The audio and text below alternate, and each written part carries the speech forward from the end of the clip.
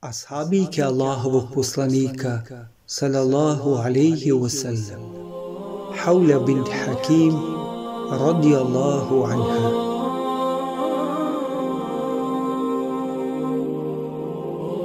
Ona je Haula, kći Hakima ibn Umeje as-Sulamija, supruga Osmana ibn Maz'una, a bila je poznata po nadimku Ummu Šerik.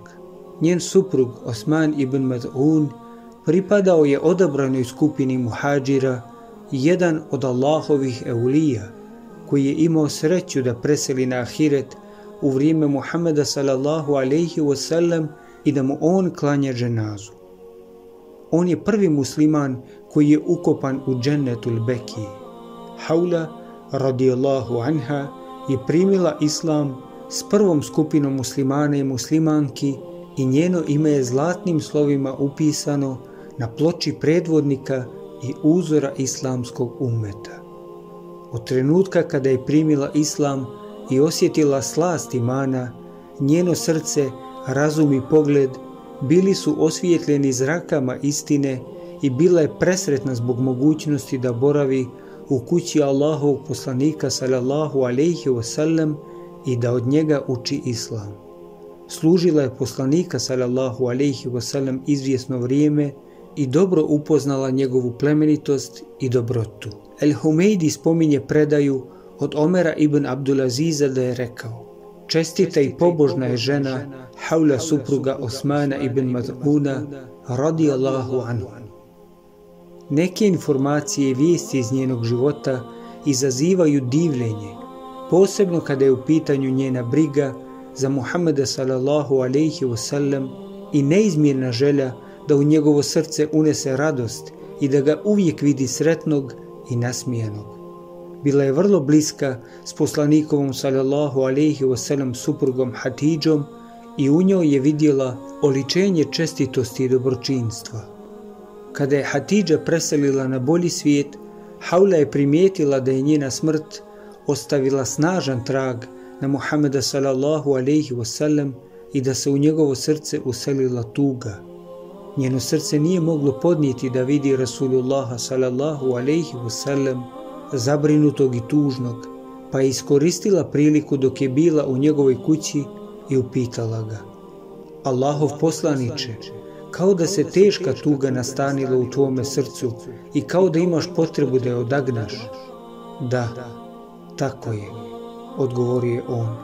Hatidža je bila brižna majka i odgajateljica naše djece. Haula je dobro poznavala psihologiju žene i pošto je vidjela da je poslanik sallallahu alaihi wasallam usamljen nakon smrti voljene supruge, jednom prilikom mu je prišla i stidljivo ga je upitala: Allahov poslaniče, ako želiš, ja ću ti tražiti i zaprositi drugu ženu. Odgovorio je: učini to, jer vi ste žene spretnije u tome od muškaraca. Postoje mnogobrojne vjerodostojne predaje koje govore o tome koga i na koji način je Haula isprosila Muhammedu sallallahu alaihi wasallam. U jednoj od tih predaja stoji da je nakon smrti plemenite i pobožne ashabike Hatidža radijallahu anha došla kod njega Haula bint Hakim i rekla mu: Allahov poslaniče, hoćeš li da te oženi? On je upitao: a koga? Haula je odgovorila: ako želiš djevicu, znam za takvu, a ako želiš udovicu, također znam takvu. Poslanik sallallahu alaihi wasallam ponovo je upitao: o kojoj djevici, a o kojoj udovici se radi? Ona je odgovorila: što se tiče udovice, to je Sauda bint Zema, koja je povjerovala u tvoje poslanstvo i tvoje iskreni sljedbenik. Tada je poslanik sallallahu alaihi wasallam rekao: idi i spomeni to. Nakon toga, priča Haula, otišla sam u Ebu Bekrovu kuću i zatekla samo njegovu suprugu Ummu Rahman. Iskoristila sam tu situaciju i rekla joj: šta misliš o Ummu Rahman, o hajru i bereketu koje Allah podario tvojoj porodici? Ona je upitala: a o čemu se zapravo radi? Rekla sam joj: Allahov poslanik me je poslao da prosim vašu Ajšu. Umu Rahman je bila iznenađena tom viješću, pa mi je samo rekla: sačekaj dok se Ebu Bekr vrati. Nedugo zatim Ebu Bekr se vratio kući i ja sam mu rekla isto što i njegovoj suprugi.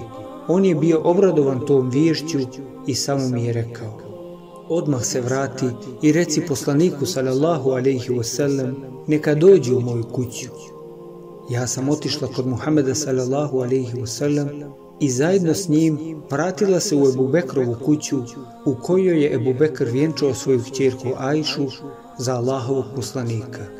Nakon izvjesnog vremena otišla sam kod Saude bin Zema i rekla joj: šta misliš o hajru i bereketu koje ti je Allah podario? Iznenađena mojim pitanjem, ona je rekla: a o kakvom hajru i bereketu se radi? Odgovorila sam joj: poslao me Muhammed sallallahu alejhi ve sellem da te prosim za njega. Ona je sva ushićena uzviknula: to je divno, hajde molim te uđi kod moga oca i reci mu šta te je dovelo u našu kuću. Ja sam ušla kod njezinog oca koji je bio zašao u duboku starost i obavijestila sam ga zbog čega sam došla. On je dao svoj pristanak i rekao da Muhammed sallallahu alejhi ve sellem dođe kod njega. Nakon toga Rasulullah sallallahu alejhi ve sellem došao je kod Saudinog oca i on je udao za Muhammeda sallallahu alejhi ve sellem. Haula je često posjećivala poslanikove sallallahu alejhi ve sellem supruge, a one su je svaki put izražavale dobrodošlicu i posebnu počast. Jednom prilikom ih je posjetila i one su primijetile da je Haulina odjeća neuredna i pogužvana i da im je došla u vrlo depresivnom stanju. Zbog toga su je upitale: šta se to dešava s tobom, Haula? Tvoj muž je jedan od najbogatijih Kurejšija, pa zašto si ti u takvome stanju? Stidljivo im je odgovorila: ja imam muža, ali je on zaboravio na moje pravo kod njega. Danima mi ne prilazi, danju posti, a noći provodi u ibadetu i dobrovoljnom namazu. Kada je poslanik sallallahu alejhi ve sellem ušao u kuću, njegove supruge su mu ispričale Haulin slučaj i on je nakon toga sreo Osmana ibn Maz'una i rekao mu: Osmane, zar ja tebi nisam uzor?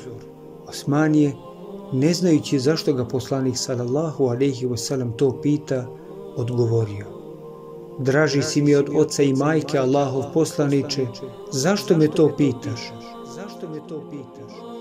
Muhammed sallallahu alejhi ve sellem ga upita: je li istina da ti danju stalno postiš, a noću stalno klanjaš?